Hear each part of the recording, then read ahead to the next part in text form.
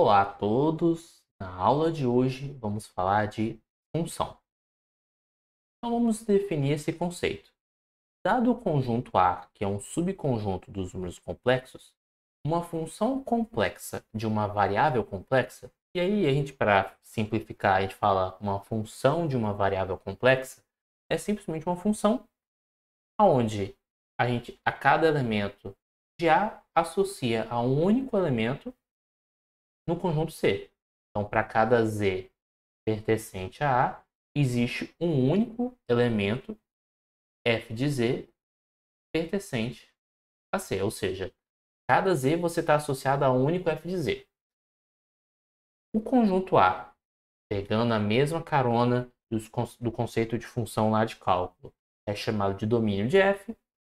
O conjunto FA, ou seja, o conjunto de todos os f de Zs, tal que Z pertence a A, é a imagem.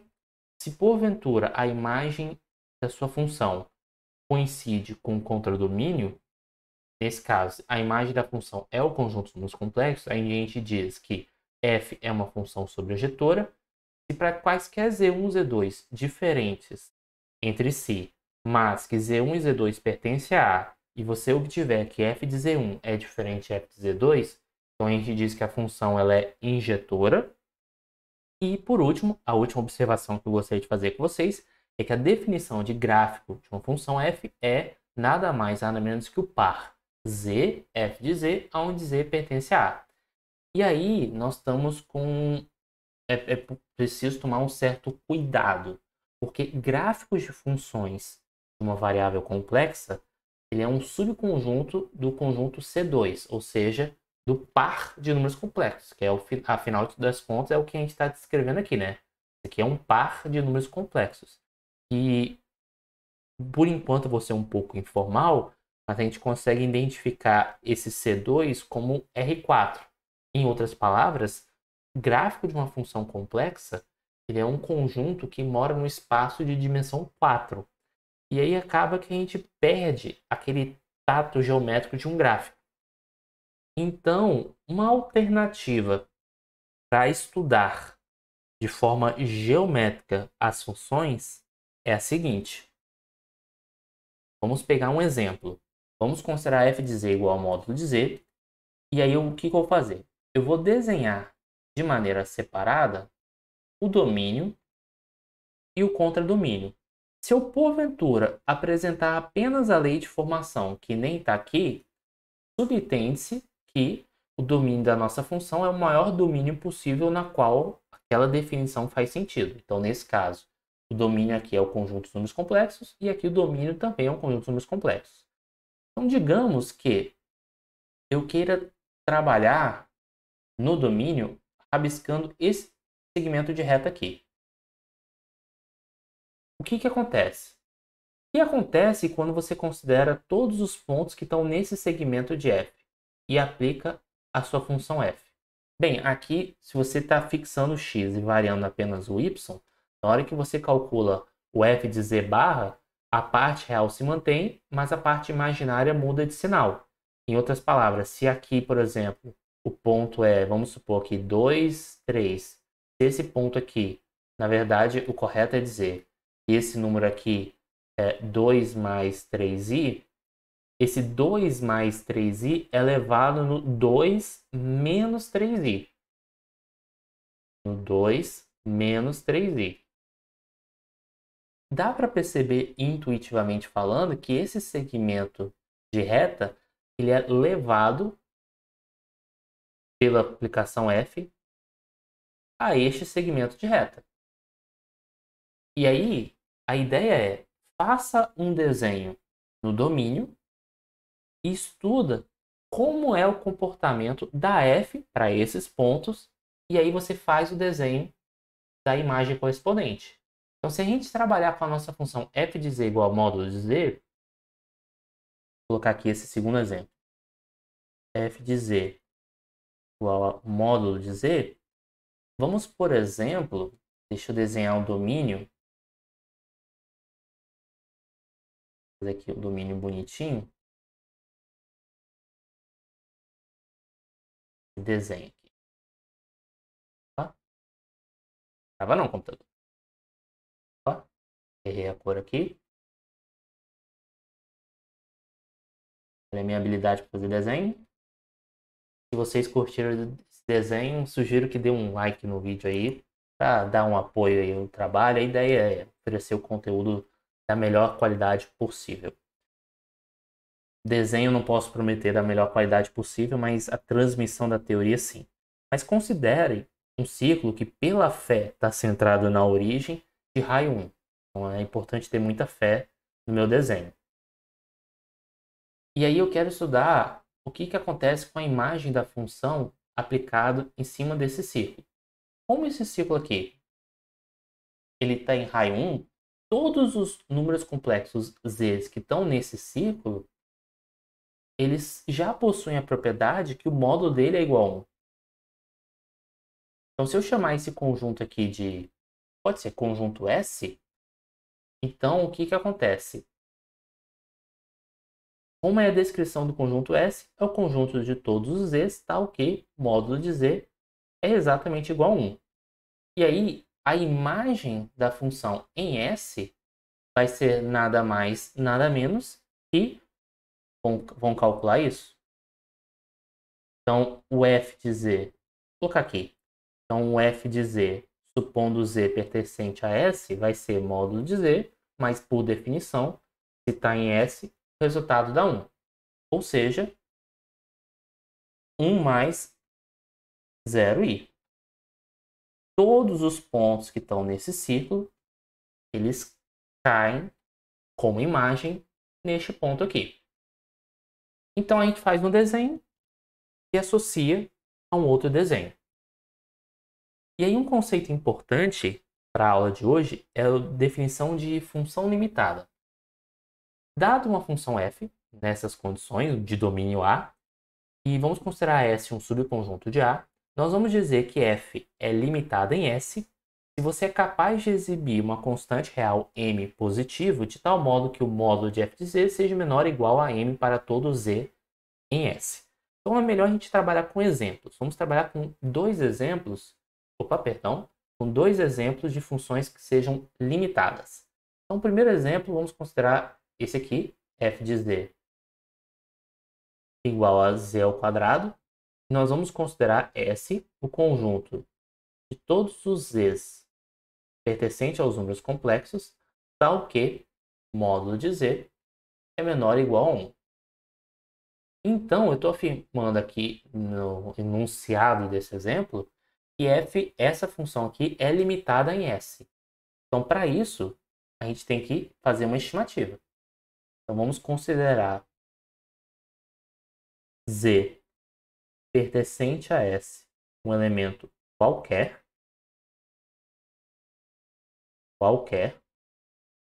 e nós vamos calcular o módulo de f de z. Só que f de z é z ao quadrado. Z ao quadrado, por sua vez, é a mesma coisa que z vezes z, que é módulo de z vezes módulo de z. Só que como z está em S, então esse número aqui é menor ou igual a 1, vezes esse número aqui, que é menor ou igual a 1. 1 vezes 1 dá 1. Em outras palavras, o nosso m aqui do exemplo é 1, porque para todo z em S, módulo de f de z é menor ou igual a 1. Geometricamente falando, isso significa o quê? Vamos desenhar os eixos para visualizar melhor. Aqui nós temos o domínio, aqui nós temos o contradomínio. A gente desenha o nosso conjunto S, que é, nesse caso, todos os z's, tal que módulo de z é menor ou igual a 1. Então, a gente desenha o círculo centrado na origem raio 1. E como é menor ou igual, a gente considera a parte interior. E o que essa expressão está dizendo? Eu vou até simplificar aqui. O que essa expressão aqui, módulo de f de z menor ou igual a 1, está querendo nos dizer? Está querendo dizer o seguinte, que se você desenhar um círculo, centrar na origem e raio 1, que é esse 1 aqui, que é o nosso m, como aqui é menor ou igual, também estou levando em consideração a borda do círculo. Então, deixa eu preencher aqui, preenchendo a borda do círculo. O que eu sou capaz de afirmar é que a imagem da função para todos os pontos que estão em S está contida nesse círculo. Sei lá, digamos que é uma coisa mais ou menos assim. E isso aqui vem a ser o nosso f de S. A imagem da função no conjunto S. O que acontece? Não dá para saber por essa desigualdade se a imagem vai coincidir. E aí requer um pouquinho mais de reflexão. Mas de qualquer jeito você consegue garantir pelo menos que a imagem da função está contida nessa bola centrada na origem, raio 1. Próximo exemplo. f de z igual a e elevado a iz é limitada no eixo real. Então vamos lá. Vamos desenhar nossa figura, nosso domínio. E aí vamos desenhar o nosso eixo real. O eixo real seria o eixo x. Então o nosso conjunto S é esse conjunto aqui. Não vou me preocupar em desenhar um contradomínio, eu só quero justificar que a função é limitada. Mas descrever esse conjunto S, bem, já que ele mora no eixo x, então ele é o conjunto de todos os números complexos z igual a x mais y, tal que x é um número real e y é igual a zero. Estou afirmando que a função f de z igual a e elevado a iz é limitada em S. Para isso, nós vamos fazer a estimativa.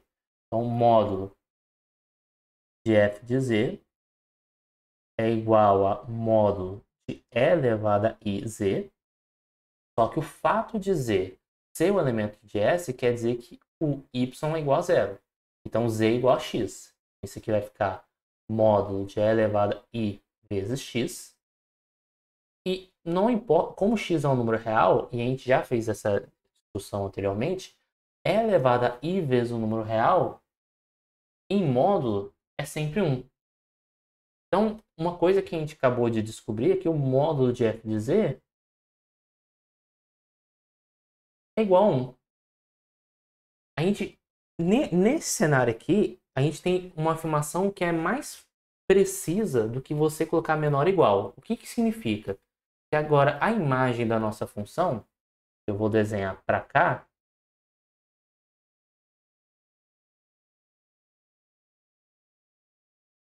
então, vou até desenhar aqui o domínio novamente. Domínio. Tá? E temos a cor amarela. Vamos marcar aqui o eixo. Quando a gente já calcula o f aqui dentro, o resultado deu o quê? Que o módulo de f de z é igual a 1. Ou seja, a imagem da nossa função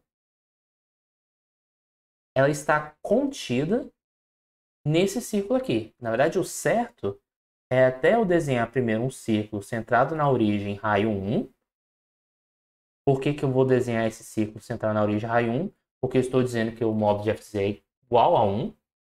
Então, a distância do f de z até a origem tem que ser igual a 1. Só que eu não sei a priori se vai ser o círculo todo. Pode ser só um pedaço do círculo. Mas como é que eu sei que é o círculo todo? Porque se a gente observar aqui, e elevado a i vezes x. Esquece o módulo, olha só para a função. F de z é elevado a iz é igual a e elevado a ix. Como x pode ser qualquer número real, então a gente acaba percorrendo o círculo inteiro. Porque x igual a zero bate nesse ponto, que é elevado a zero vai dar 1. E aí você vai, à medida que você vai variando o valor de x, uma interpretação geométrica do e elevado a ix é justamente você percorrer esse círculo, que a gente até fez uma associação ao círculo trigonométrico.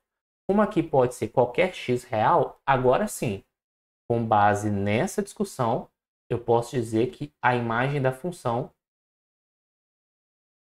é o círculo centrado na origem e raio 1. E aí é basicamente isso, o conceito de função limitada. Exemplo de uma função que não seja limitada. Bem, se a gente pegar, no caso, z ao quadrado, onde o nosso conjunto S é o conjunto dos números complexos todo, você não vai conseguir limitar ele. Bem, eu acho que fica até intuitivo, né? Outro exemplo, pensando aqui no e elevado a iz, se aqui você, ao invés de considerar o eixo real, você considerasse o eixo imaginário, vamos fazer esse segundo exemplo. Segundo exemplo não, esse terceiro exemplo. Vamos considerar agora S, conjunto, todos os z's, que são x mais y, tá o quê? X agora é igual a zero e y é qualquer número real. Pois bem, pois bem, pois bem. Então, na hora de visualizar geometricamente, nós temos aqui vertical. Agora vamos esboçar a imagem. A imagem não, o contradomínio. O que acontece quando a gente analisa os pontos que estão aqui? Na hora que a gente calcula o f de z, isso aqui é e elevado a iz. Como o nosso x é igual a zero, isso aqui vai ficar e elevado a i vezes 0 mais y. Isso aqui vai ficar e elevado a menos y. Como y é qualquer número real, o que a gente percebe? Que se y ele é muito grande, então o e elevado a menos y ele vai tender a zero. Porém, se o y for negativo, o resultado vai estourar para o infinito. Então, geometricamente falando, a gente pode enxergar da seguinte maneira. Que e elevado a menos y sempre vai ser um número positivo. Mais do que isso. Ou seja, ele é um número real positivo, né? Porque não existe positivo dentro do universo de números complexos. Então, nós temos aqui uma bolinha aberta, porque não importa qual seja o valor de y, isso nunca vai dar zero. Mas você consegue crescer infinitamente. Então, esse conjunto aqui é o conjunto imagem, onde a gente aplica f em cima do eixo imaginário. Como aqui nunca vai dar negativo, beleza, você não rabisca nada. Bolinha aberta, só para sinalizar que não bate na origem, a imagem, mas preenche todo o semi-eixo real positivo. Porque esse número aqui é da forma e elevado a menos y mais 0i.